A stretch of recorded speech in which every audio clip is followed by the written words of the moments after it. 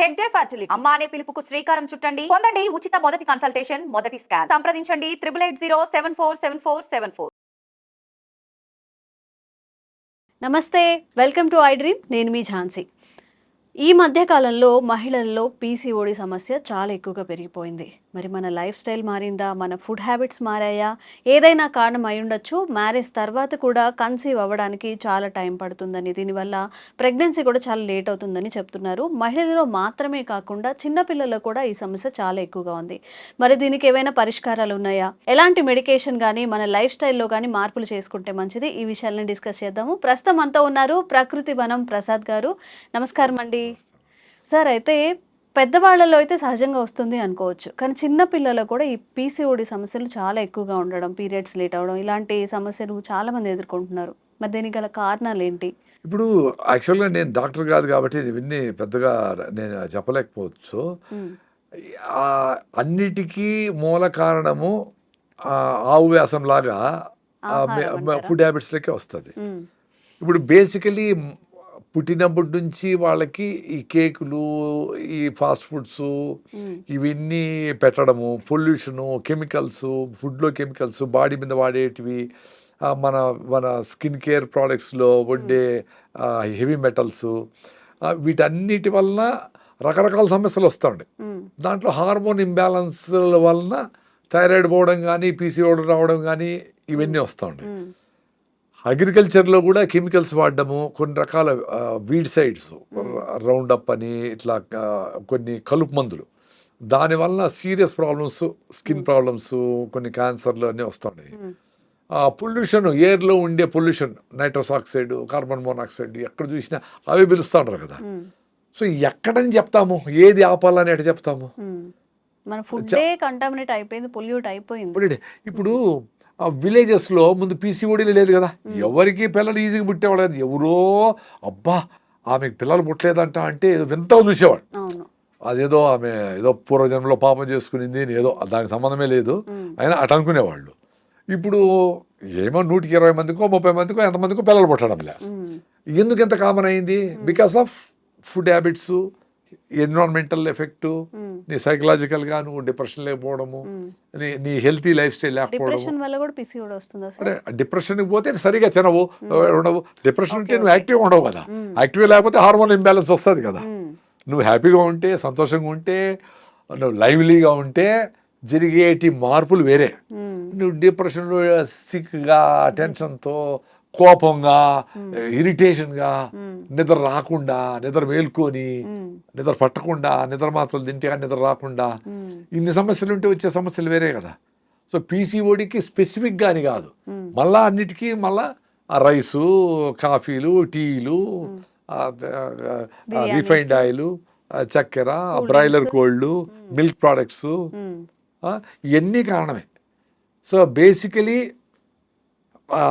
పొద్దునే లేచి యాక్టివ్గా, స్లోగా అరిగే ఫుడ్స్, ఉమ్, ఫాస్ట్ ఫుడ్స్ కాకుండా తినడము, ఒక గంట సేపన ఎండలో ఉండడము, ఉమ్, విటమిన్ D3, విటమిన్ B12 ఉమ్, ఇవి అందరికీ తక్కువ ఉన్నాయి.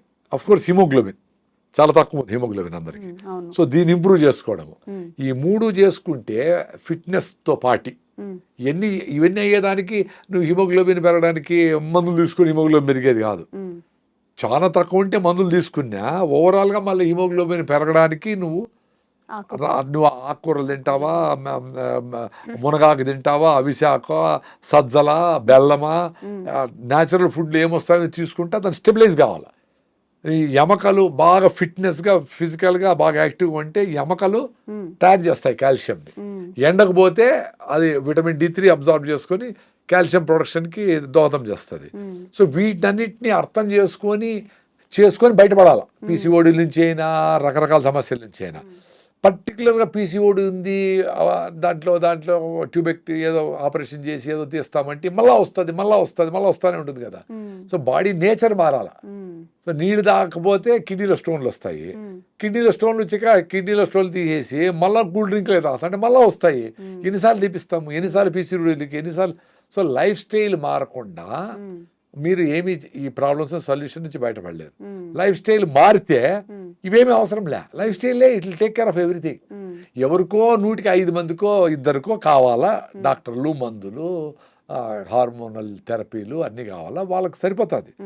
ఇప్పుడుండే పర్సంటేజ్లో చూసి ఇప్పుడుండే ప్రాబ్లమ్స్ చూస్తే ఇప్పుడుండే హాస్పిటల్స్ ఇప్పుడుండే డాక్టర్లు కూడా సరిపోరు. అంతగా తయారవుతా ఉంటారు పేషెంట్లు అందరూ. అధిక బరువు కూడా ఒక కారణం అవుతూ ఉంటుంది. 100%, నో డౌట్ అబౌట్ ఇట్. ఇప్పుడు అధిక బరువు ఉంటావో న్యాచురల్ మూమెంట్స్ ఉండవు కదా, సో జాయింట్స్ అన్ని డ్యామేజ్ అవుతా ఉంటాయి, ఎండకు పోవడంలే, సో అరిగిపోతా ఉంటాయి, వాళ్ళ నీ రీప్లేస్మెంట్ సర్జరీలు, రకరకాల సమస్యలు. Obesity is killing, no doubt about it. So మనకు ముందు ఆ సమస్య లేదు, కానీ ఇప్పుడు ఒబెసిటీ సిటీలో చాలా ప్రాబ్లం ఉంది. 100లో 99 మందికి అదే ప్రాబ్లం ఉంది అని చెప్తున్నారు ఇప్పుడు. అంటే 99 ఉండాల్సిన దానికన్నా అప్రాక్సిమేట్ గా ఒక 10-15 దాకా ఎక్కువ ఉంటున్నారు అని చెప్పి. ఇది ముఖ్యంగా ఏమంటే పొద్దున్నుంచి పని చేస్తే రెక్కాడితే కానీ డొక్కాడిన వాళ్ళకి ఎవరికి ఒబెసిటీ ప్రాబ్లం లేదు. మేము తక్కువే తింటాం సార్ అంటే తక్కువే 10 సార్లు తిన్నా కానీ ఎక్కువేది. సో ఏ రకంగా తిన్నా థైరాయిడ్ ప్రాబ్లం ఉంటే లావు ఏది ప్రాబ్లం అది వేరే, దాన్ని పక్కన పెట్టండి. బేసికలీ నువ్వు లావు అవుతా ఉన్నావంటే నువ్వు తినే ఫుడ్ నువ్వు ఖర్చు పెట్టే క్యాలరీస్ కంటే ఎక్కువ ఉంది, అది క్యాలరీస్ కానీ వేడి అవుతా ఉంది, ఓబెస్ అవుతాడు. Very simple. నువ్వు తక్కువ తింటావో అసలు తింటే నువ్వు ఈరోజు వాకింగ్ చేయలేదనుకో, ఫుడ్ నిలిపేసి తినద్దు, బ్యాలెన్స్ అయితే. కానీ తినాలా, వాకింగ్ చేయకూడదు, గ్రౌండ్కి పోకూడదు, ఆరోగ్యంగా ఉండాలా, ఒబేసిటీ ఉండకూడదు, ఎట్లా కుదరుతుంది అది? So this is the problem. ఒబెసిటీకి మీరు కార్బోహైడ్రేట్సే మెయిన్. మీరు కీటో డైట్ చేసినా బాగా బరువు తగ్గుతారు.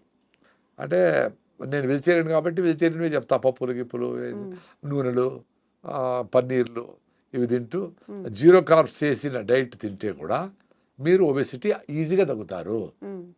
మీరు హెల్త్ పాడైపోకుండా కూడా, వీక్నెస్ లేకుండా కూడా తగ్గేదానికి ఛాన్స్ ఉంది. కార్బ్స్ కొన్ని రోజులు, 1 నెల 2 నెలలు తగ్గించేసి మళ్ళీ మినిమం కార్బ్స్తో వాకింగ్ బాగా చేసి, రన్నింగ్ బాగా చేసి, ఫిజికల్ ఫిట్నెస్ బాగా చేసి, రోజంతా కూడా పొద్దున్నే ఒకరోజు పొద్దున్నే బాగా చేసేస్తే ఓకే. పొద్దున్నే అంత చేయలేని పరిస్థితి ఉంటే కన్నా పొద్దున్నే కొంచెం చేసి, రన్నింగ్ చేసి, వాకింగ్ చేసి అరగంట అన్నా, మళ్ళీ కూడా ఆఫీసులో మీకంటే కింద వాళ్ళ దగ్గర పిలిచేది కాదు, మీరు పోయి తిరగతా ఉన్నారనుకో, అదే పెద్ద అడ్వాంటేజ్. వాళ్ళకు యంగ్స్టర్స్కి ఇన్స్పిరేషన్, అదో సారే వచ్చాడు మా దగ్గరికి అని మీకు గౌరవం ఉంటుంది. మీరు నిలబడుకోండి దానికి, ఎందుకని నిలబడితే కొన్ని ఇన్ని క్యాలరీస్ ఖర్చు అవుతాయి, నిలబడుకుంటే కూడా ఇన్ని క్యాలరీస్ ఖర్చు అవుతాయిరా, అది మనకు మంచిదిరా అని మెసేజ్ ఇస్తారు కదా వాళ్ళకి, యంగ్స్టర్స్కి. సో అట్లా కూడా మీరు వాళ్ళకి ఒక మార్గదర్శకంగా ఉంటారు కదా. సో ఇవన్నీ కారణాల వల్ల పీసీఓడీని కంట్రోల్ చేయాలంటే జీరో కార్బ్స్, నో రైస్, రాగులు, జొన్నలు, సద్దలు, సేమ్ అవవ్యాసం లాగా మొత్తం దానికి వచ్చేయాలి ఫిట్నెస్ కోసం. లైఫ్ స్టైల్ మార్చుకొని మాకు ప్రాబ్లమ్ నిపోయినాయి. అసిడిటీలు, డీవీటీలు, పల్మనరీ ఎంబాలిజము, సిరింగోమీలియా, రకరకాల సమస్యలన్నీ చాలా ఎమర్జెన్సీ అవసరమైన మెడికల్ హెల్ప్ తీసుకున్నా. తర్వాత బయటపడి అసిడిటీలు కాల్సరికి రాయిదావు బాగా పనిచేసింది. ఇప్పుడు 15 ఏళ్ళు అయింది. యాంటీ అల్సర్ డ్రగ్స్ ఏమి లేదు. లైఫ్ స్టైల్, ఫుడ్ హ్యాబిట్స్, ఇది మెయిన్. ఈ రెండిటి వల్ల వస్తాయి సార్. ప్లస్ మైండ్, మనం చేసే పని మీద పూర్తి స్థాయిలో ఉండి దేనికి లొంగిపోకుండా, ఈల్డ్ కాకుండా నీ ఫ్రీడమ్ నువ్వు పెట్టుకొని, నీ 1 గంట సేపు నీ టైం అంటే నీ టైం అంతే, అది ఎవరి కోసమో కాదు. నువ్వు జిమ్కి పోతావు, గ్రౌండ్కి పోతావు, యోగా చేస్తావు, ఏదో ఒకటి చేయాలి.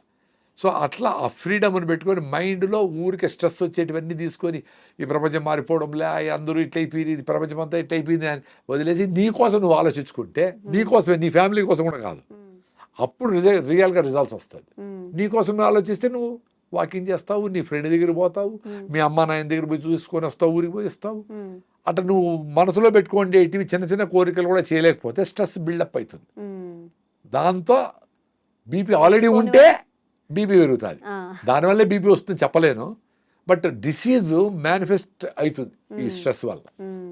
ఓకే, ఈ జాగ్రత్తలన్నీ పాటించండి. ఏ డిసీజ్ వచ్చినా కానీ లైఫ్ స్టైల్లో చేంజెస్, ఫుడ్లో చేంజెస్ చేసుకుంటే 90% మనం దాన్ని దాటేయచ్చు, హెల్దీగా ఉండొచ్చు. అంతే కదా సార్? 100%. Thank you sir. నమస్తే.